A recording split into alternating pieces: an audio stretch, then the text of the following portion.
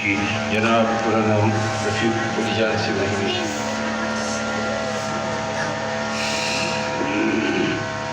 سبحانك لا علم لنا إلا ما علمتنا إنك أنت العليم الحكيم. الحمد لله وكفى والصلاة والسلام على عباده الذين اصطفى. وبعد فأعوذ بالله من الشيطان الرجيم. بسم الله الرحمن الرحيم. قل بفضل الله وبرحمته فبذلك فليفرحوا هو خير مما يجمعون. صدق الله ربنا العظيم. فمجلس د عالمانو بسر زرشي کسوک لټوي آکان د صحرا حوض رحمان د هر عالم حلقه بگوشم زرحمان د هر عالم حلقه بگوشم کا اعلی دے کا اوسط دے کا ادنا. ټول ملګري اخلاص سره درود شریف ولولئ. اللهم صل وسلم على النبي الامين. يا رب صل وسلم دائما ابدا على حبيبك خير الخلق كلهم. محترم مسلمانان ورونو، مبارک تقریب دے، مبارک مجلس دے په یو دینی اجتماع کې، روحانی اجتماع کې یو دینی اداره د موږ او تاسو کې د شرکت سعادت حاصلو. الله رب العزت زموږ تاسو د ټولو د حاضري ویل اوریدل د خپل رضا سبب وګرځي او پروردګار موږ تاسو ټولو لپاره د ګناهونو کفاره وګرځي. زموږ ډېر ګران او قدردان محترم ورور، ډېر مشفق دی او انتهایی د ښو صفاتو خاوند دی د دغې ادارې روحي روا چې دا د خپل ټول خاندان لپاره هغه یو فخریه شخصیت دی.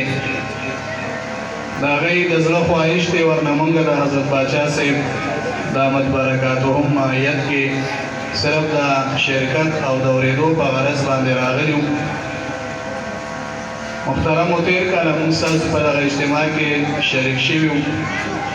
دا د یو انسان د یو شخص واحد د هغه دغه خدماتو د هغه د شب و روز محنت ثمره او نتیجه وي. دوی نور هم ګڼ شمېر مصروفیات لري، تصانیف هم جاري ساتي، د تصوف په میدان کې هم د دوی خدمات دي او د دې ټولو مصروفیاتو سره ستاسو زموږ د بچو د تربیت د دوی د مستقبل سوچ هم کوي.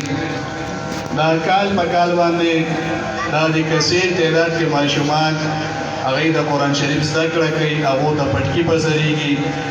زما محترمو، دا ماشومان زموږ او ستاسو د مستقبل ښایست دی، دا د مستقبل کامیابي او ترقي ده.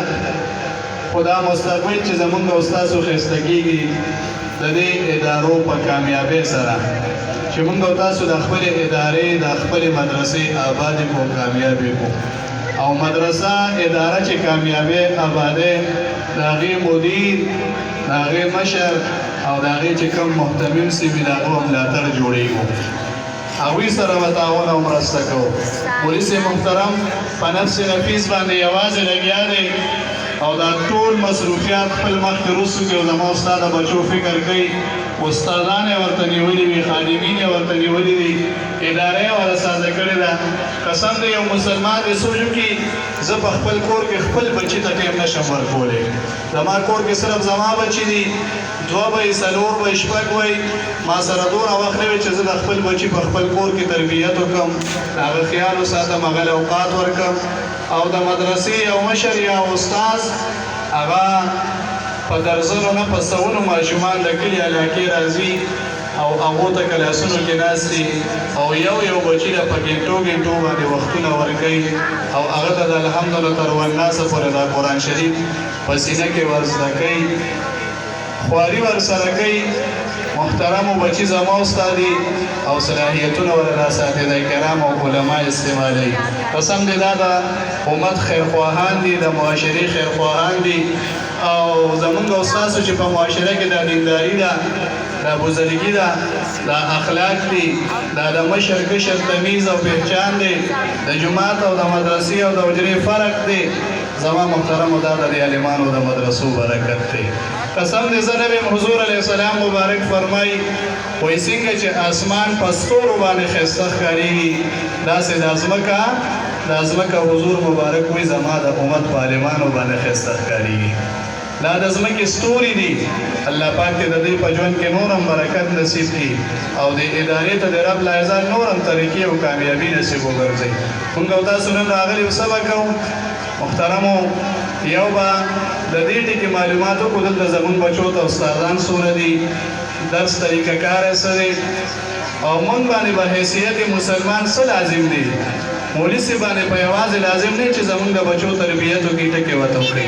زم مسلمان یم لکه څنګه چې د مولوي صاحب محترم په قرآن شریف باندې ایمان دی، دی د قرآن شریف خدمت کوي، نو ما هم کلمه ویلې ده، زه هم کلمه ګویم.